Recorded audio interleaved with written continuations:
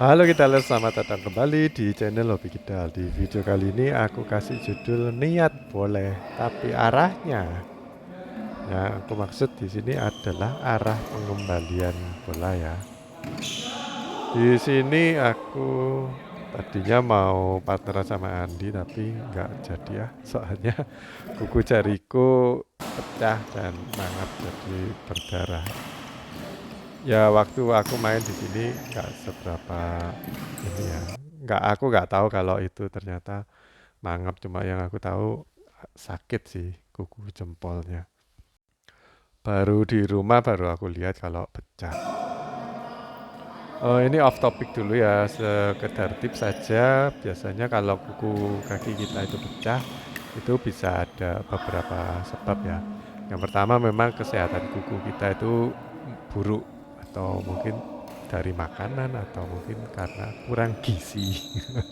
Terus yang kedua, bentuk sepatu kita kalau kakinya lebar terus nggak pakai sepatu yang ada tulisannya wide atau lebar, pakainya sepatu yang biasa. Biasanya itu yang high end malah nggak ada yang lebar. Jadi kita belinya yang ya pokoknya cukup. Itu biasanya bikin kaki atau kuku kita itu mudah pecah. Terus yang ketiga, seiring dengan pemakaian yang cukup lama, pasti dalamnya itu gembos ya. Ada spon-sponnya itu pasti kempes. Makanya nggak bisa meredam tekanan dengan baik. Terus yang keempat, ini berdasarkan pengalamanku ya, pakai kaos kaki yang licin atau mungkin tebal tapi nggak khusus untuk olahraga. Kan ada kaos kaki yang khusus olahraga, ada yang enggak. Kalau yang khusus olahraga itu biasanya di bagian tengahnya kaki itu ada kayak lebih lebih kurus atau lebih tipis dan lebih singset. Singset itu bahasa Indonesianya lebih apa ya? Lebih erat ya.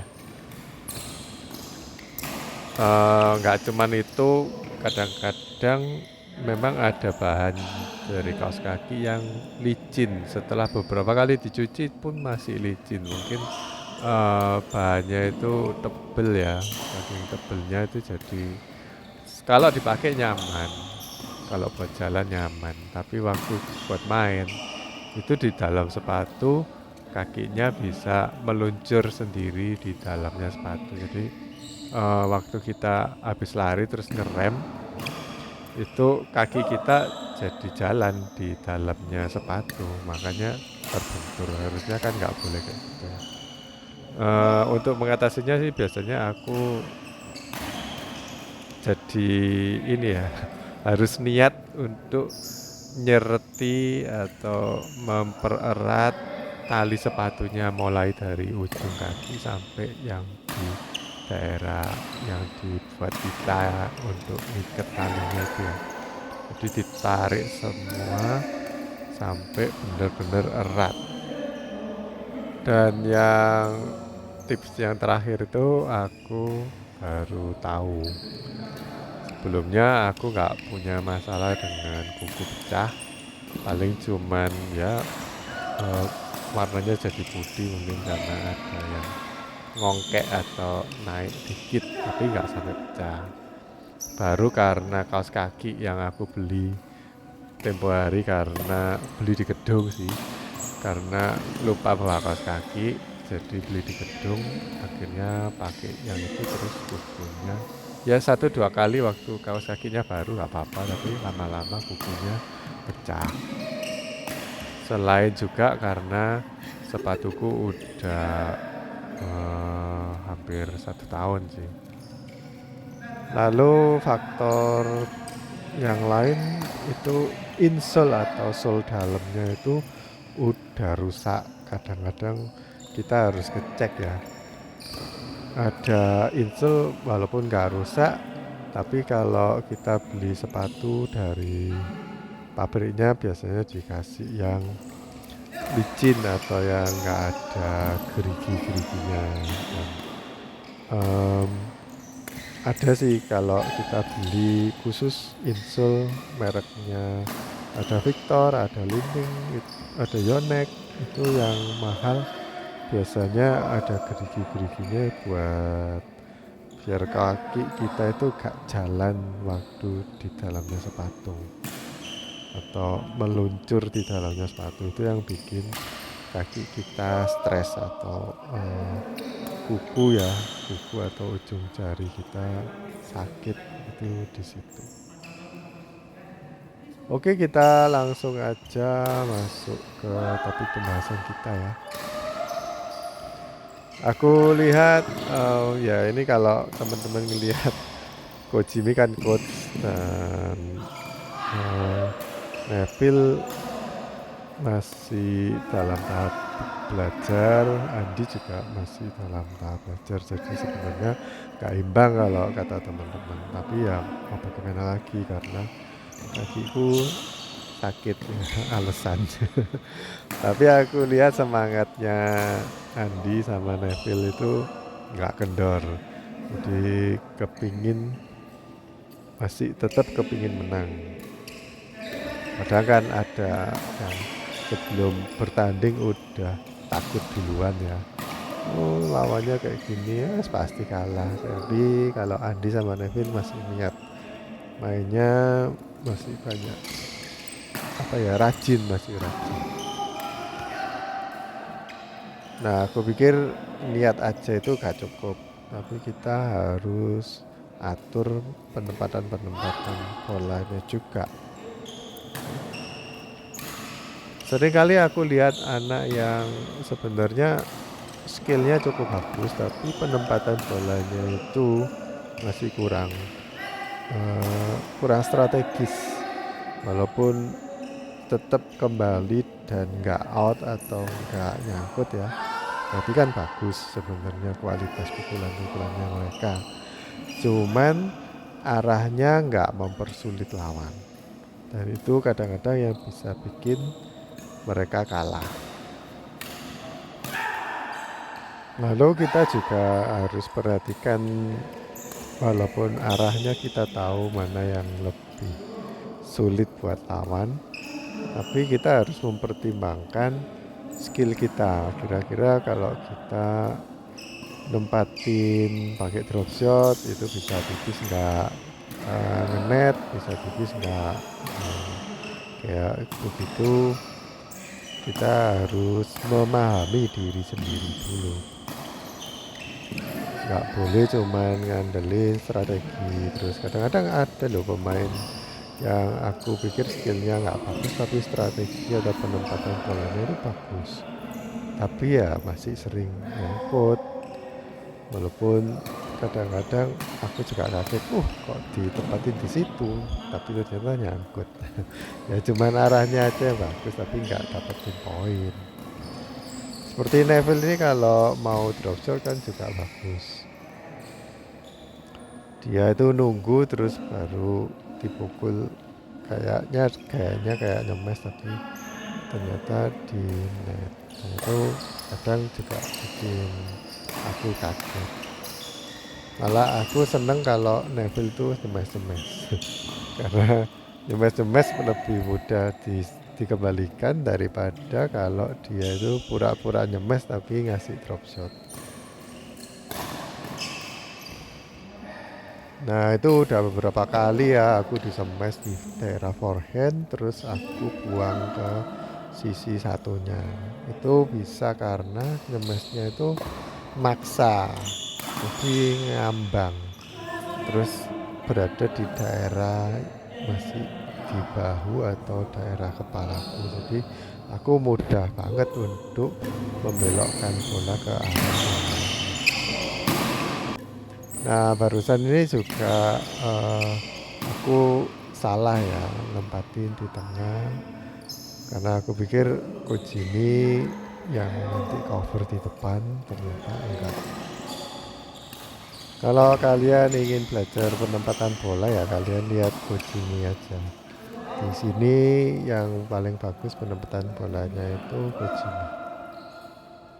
Ya dia coach sih, jadi tahu harus ditempatkan di mana.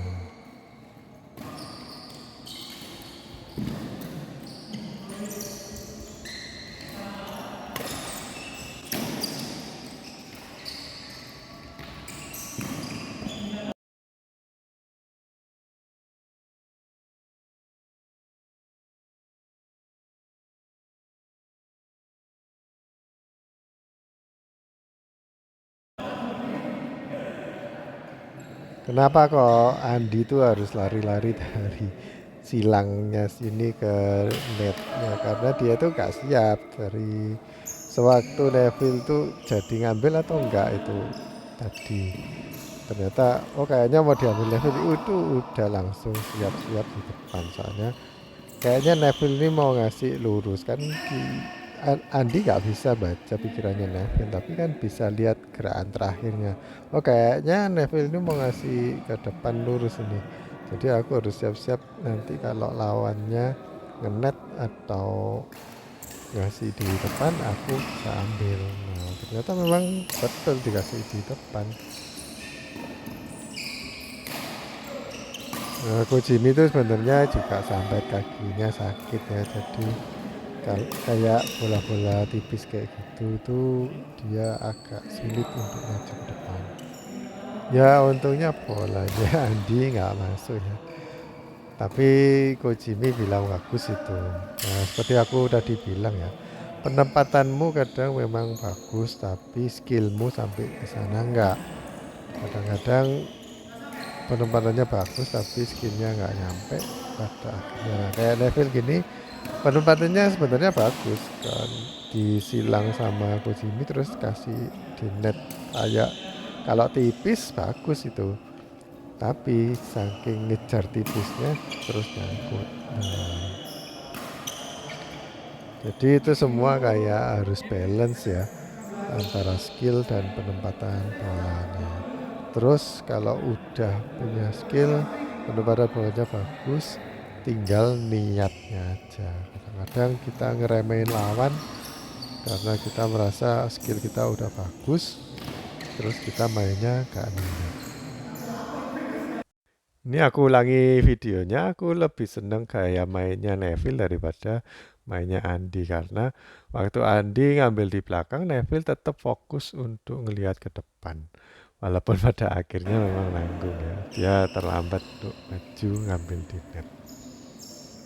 Itu pengalaman aja sih, jadi kalau bolanya tipis, dari kita itu bolanya tipis, lawan tuh biasanya agak ragu untuk net kill, jadi kita lebih berani aja langsung maju ke depan, karena lawan tuh kebanyakan bakal ngasih net.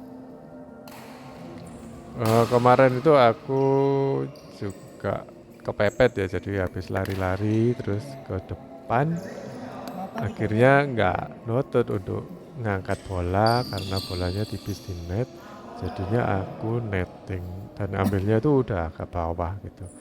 Jadi otomatis bolanya itu agak tanggung, mungkin sekitar 5 atau 10 cm dari bibir net. Nah kalau kayak gitu, aku kan yang ngambil yang ngasih net. Terus lawan tuh biasanya ngasih net killnya itu dibuang lurus. Nah sebagai partnerku seharusnya langsung jaga di belakangku, di lurusanku. Ya spekulasi paling enggak 30% kalau kamu berada di situ bisa dapat bolanya, karena menurut pengalamanku sih biasanya dikasih lurus-lurus aja, karena kalau dikasih net silang itu pertama resiko juga buat lawannya, yang kedua aku bisa ngambil soalnya aku udah di depan, jadi tinggal geser ke kanan aja kan, nanti aku bisa ambil. Tapi kalau ditempatin di belakang harusnya yang ngambil partnerku, dan dia harusnya reading atau bisa baca bakal ditaruh situ. Nah itu pengalaman sih, kalau nggak punya pengalaman ya nggak tahu kalau bakal ditempatin di situ. Ya walaupun pengalaman tapi nggak 100% akurat ya, paling nggak kita biasanya sama lawan di tempat di situ, terus kita harus jaga di mana itu harus tahu. Kalau kamu mainnya dari sekarang ya, Kalau kamu mainnya cuman asal mengembalikan bola, nggak pernah ngatur-ngatur bola, terus waktu lawan ngatur kita mengembalikan kemana itu kita harus tahu posisi siapnya itu di mana. Jangan cuman sama lawan taruh itu kita baru lari, itu udah telat dan kamu nggak akan belajar apa-apa. Jadi lebih baik kamu mulai sekarang itu mulai belajar kira-kira sama lawan tuh ditempatkan di mana. Kalau posisinya kayak gitu memungkinkan nggak ditempatin ke lurus atau nyemes atau apa. Nah itu kita harus baca. Jadi kalau aku hubungkan dengan tema video kali ini ya, jadi tipsnya kalau kita itu udah niat, terus skill juga sudah ada, tinggal nempatin ke arah mana, itu kita bisa lihat gerak-geriknya lawan dan posisinya lawan. Kalau lawan itu kita incer, meskipun lawan kita itu mainnya yang lebih bagus ya. Kadang-kadang kan kita ngincer lawan yang mainnya jelek, itu aja yang diincer. Tapi kalau kita ngincer yang mainnya bagus, itu kalian incer terus pasti beberapa pukulan juga bakal mati. Karena mereka juga pasti belum siap gitu, untuk diincar. Karena kebiasaan orang yang gendong itu biasanya nggak diincer, tapi waktu kita ngincer yang lebih bagus mainnya, kebanyakan mereka nggak siap. Dan kalau kamu ngincer berarti kan bolanya cepat kembali ke dia sebelum dia punya kesempatan untuk recovery atau kembali ke posisi siapnya. Karena dia juga harus ngelihat yang digendong itu bisa atau enggak. Jadi banyak spekulasi yang ada di pikirannya yang gendong. Nah kadang-kadang waktu kita mengembalikan yang ke lawan berhasil untuk defend, misalnya di smash terus berhasil untuk defend, tapi karena kepepet kan. Kalau kamu lihat pemain single dikasih ke pojokan garis di tengah-tengah itu kan lompat terus dia buang bola ya. Nah itu kan harus cepat-cepat recovery untuk kembali ke tengah kalau main single. Nah kalau double juga kayak gitu. Kalau yang mainnya bagus tuh kita incer, sewaktu mereka udah kewalahan, mungkin 1, 2, 3 kali kalian incer itu masih kembali aja. Tapi mungkin keempat, kelima itu mungkin udah mulai kewalahan.